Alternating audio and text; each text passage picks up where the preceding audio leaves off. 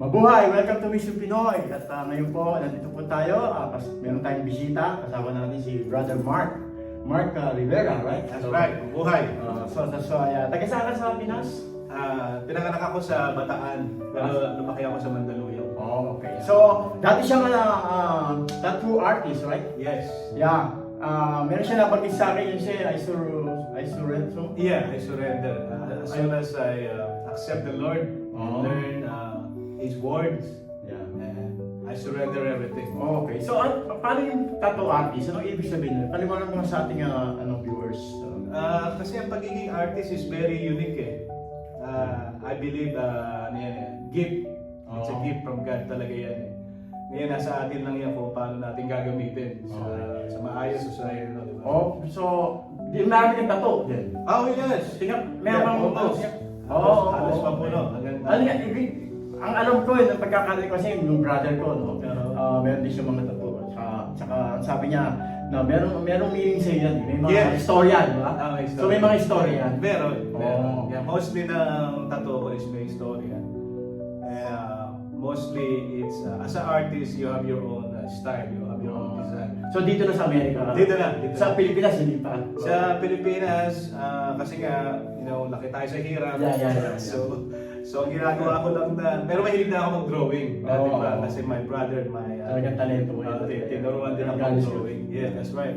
So, ang ginagamit ko doon, pentel pen, pilot. Oh. Kasi pag may liga kami, basketball, naglalagay ako ng tattoo. I don't know, for some reason, when sa high school, talagang from anime, mga cartoons na drawing ko, and then I switched to tribal tattoo. Okay, yeah. So ngayon, ba't nabanggit dati? Dati. May reason kung bakit. That's right. Ba't mo nasabi dati? Ibig sabihin, hindi mo na ginagawa. Hindi na. Okay, ano nangyari? Tapos sinabi mo, I surrender. Ano pakipaliwanag ka sa ating mga... Yeah, kasi the day that I accept the Lord, changed everything. And that was September 1st, 2024. Yeah. And my life changed. And then, not just for me, my whole family, it changed everything. Yeah. So sa tattoo, once you accept the Lord, and then little by little you learn His words, and then very powerful ang words ni Lord. So every time na nababasa mo yun, talagang it encourages you.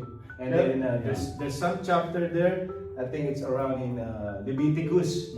I think Leviticus 19:28. Yeah. Na do not put any mark or cuttings in your 20 or body. 22, Yeah. We'll check that also. Yeah. Yeah, that's amazing how Yes. how to be. So before, hindi ka religious. So wala kang religion mo.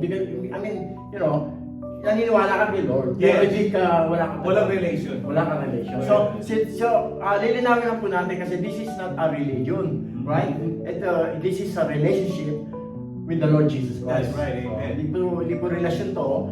Kasi maano yung mga religion. Kunin mo na lahat ng religion, pero kung wala kang relasyon sa Panginoong Jesus, wala, you're nothing. You cannot do nothing. That's why it's amazing how God works in your heart. So paano nangyari yung nagpa-baptize ka and everything? Nung I accept the Lord no September 1st na yun, the following week, which is September 8, doon na kami na-baptize nung that's amazing, how God, the Holy. Kasi once na tinanggap mo ang Panginoong Jesucristo po, at tinanggap mo na siyang yung tagapagligtas at siyang Panginoon, yung Espiritu Santo papasok sa puso mo. Oh, yes. Kaya nag-iba lahat. That's right. You can see that in 2 Corinthians 5:17. That's right. Yeah. 5:17 to buksan natin yung Bible, di ba? Oh, yeah. Buksan natin. So 2 Corinthians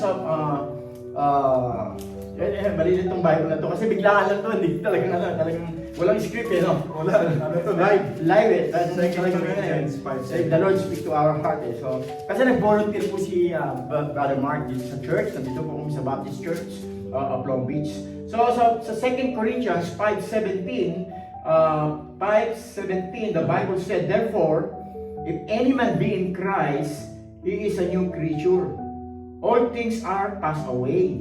behold, he said, Mhm. all things are become new. Kaya lahat nagbago sa'yo. Nagbago. Yeah. So you become, you delighted unto the Lord. That's You know, right. yung sabi niyo, Psalm 37 po ata yun. Yeah. At ang sabi, delighted. You delighted unto the Lord, Yeah. and He will put desire in your heart. That's right. Amazing. Yeah. So your desire is talagang serving the Lord. That's right. Yeah. Yeah. So it's very interesting your testimony is not easy. Ano yung mga That's right. You know what, brother? I'm sorry to cut Yeah, you. yeah, yeah, yeah. But you were right. It's not easy. It's not easy. As a human, as a sinner, all sinners. Yeah.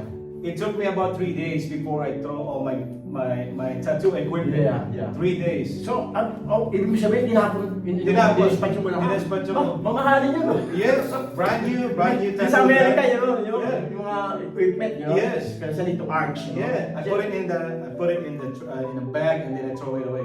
Except for the needle Okay. and the ink, because that one you can't Yes, just put it.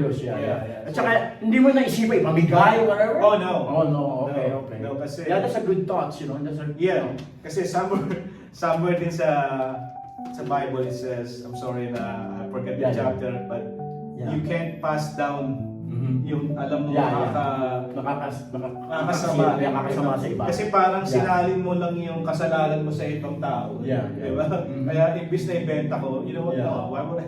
Yeah. It's not all about the money. You know? Yeah. So, I just throw it away. So bali, yung buhay mo nung araw, yung dating tattoo artist ka, kung ikukumpara mo sa bagong Mark right now, sa dating Mark, Mhm. anong masasabi mo? Anong masasabi mo sa kanila? Anong i-share mo sa kanila Yeah, it's napakaiksi lang, pero ang sasabihin ko lang is napakalaki ng pagbabago. Nandiyan ang mga pagsubok, pero iba ngayon kasi alam mong kasama mo si Lord. Yeah. Lagi lang yung nandiyan siya, ginagabayan ka niya. Napakagaan. Mhm. Lahat ng pagdadaanan mo, napakagaan. It feels light. Yeah. It feels light. Not like before. Mhm. Before talagang konting bagay lang yung stress. Mhm. Maliit na bagay, stress ka na kagad. But now, may problema, pero napakagaan. Yeah, the peace of God rules Yes. in your heart. Yes. Colossians 3:15. Yep.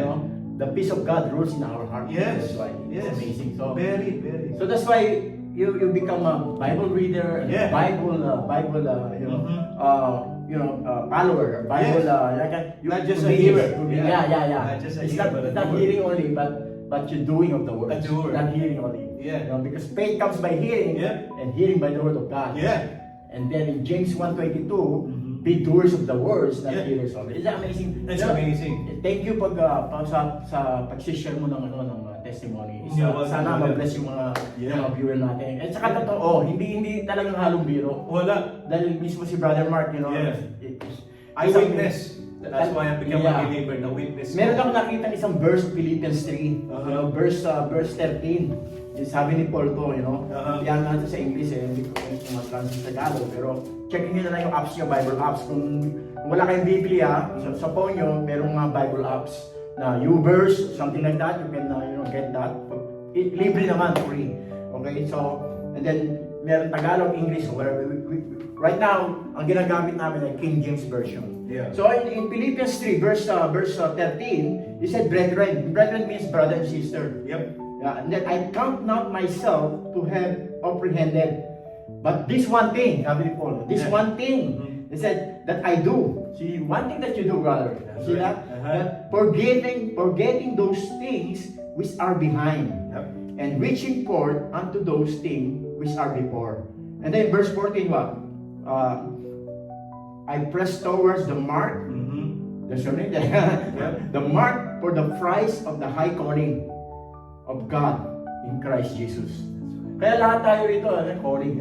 God's calling you and you response. Yeah. So you become obedience to God. Yeah. Kaya ngayon, yung pag-click nyo sa channel na ito, Mhm. hindi accident. Oh, Hindi no. accident. There's no Hindi accident. aksidente. No. Merong reason. Yeah. So, that's why God wants to hear you the message of Brother Mark, the testimony of Brother Mark. So that's why sana mag-bless kayo. Yep. At kasi ang katotohanan kasi, we all lahat tayo makasalanan. Yep. We all sinners and we all going to hell. That's right. There's no doubt for that. Yep. Kaya ngayon, for God so loved the world, He gave His only begotten Son, and whosoever believe in Him shall not perish but have everlasting life. So that's why, He sent His only begotten Son. Isinugo niya ang kanyang isa-isang anak. That's right. Kaya nasa sa iyo yun, nasa sa atin yun, kung ano mo, ang choose mo. Yeah. Are you gonna believe and follow Jesus Christ? Or you gonna go to the world or to yourself? See? That's why yung pride, yan eh. Yun ang talaga, yun ang talaga sisira sa atin. That's how good God is. Because He's giving you a free choice. Yeah. Think about that. He's God, but He's giving you a free choice. A free choice, a free will, A right? free will. Yeah. Kasi you're God eh. Yeah. To be honest, you can just click and It's then amazing. follow me. You don't want to follow me. Yeah, boom, that's But it. God don't do that. No. No. You don't do that. He's God. He can do everything, right? Yeah. So that's why. And then what happened? He sent His only begotten Yes. Son, died on the cross Uh-huh. for you and me. You know? Yeah, and also I just Wow. want to add then you don't have to be perfect. Yeah. You don't have to be ready. Yeah. Hindi mo kailangan yan. Yeah. Kasi ang kailangan mo si Lord. Kaya Yeah. hanggat may oras ka, tinatawag ka niya, matagal na. Yeah. I-ignore mo lang. Sa akin yun. Yeah. Hello. Nangyari sa Kami. akin. Yeah. Hello. This is Jesus Christ. He's been calling me Yeah, a long yeah. time ago. So, But it's not too late. Yeah. It's not too late. Me too, Mhm. So that's why it's amazing how good is God is. That's right. At salamat ulit. Okay? At sana meron pa tayong part 2. That's right. Yeah. Anytime, brother. Anytime. Minsan ay Para kay Lord. Para kay Lord. mapakilala ng pamilya. Yes. So that's why, at blessing po talaga sa ministry. Yes, thank you. At maraming salamat sa pagpanood sa pag-click nyo. At sana suportahan nyo ang channel ito. Supportahan niyo, brother. Because we glorify God. In Galatians 1:24, the Bible said in Galatians 1:24, they glorified God in me. That's See, right. That's why that's amazing. Yep. You become useful to the kingdom of God. Yep. Because you're serving the Lord. You become a walking Bible. That's right. Yeah. Amen. Yeah. So salamat po at sana Thank po you. at mag-bless kayo. At remember brother that in First John 4:19 we love Him because He first loved us. right. God bless you all. Bye. Maraming salamat po. Ingat kayo dyan.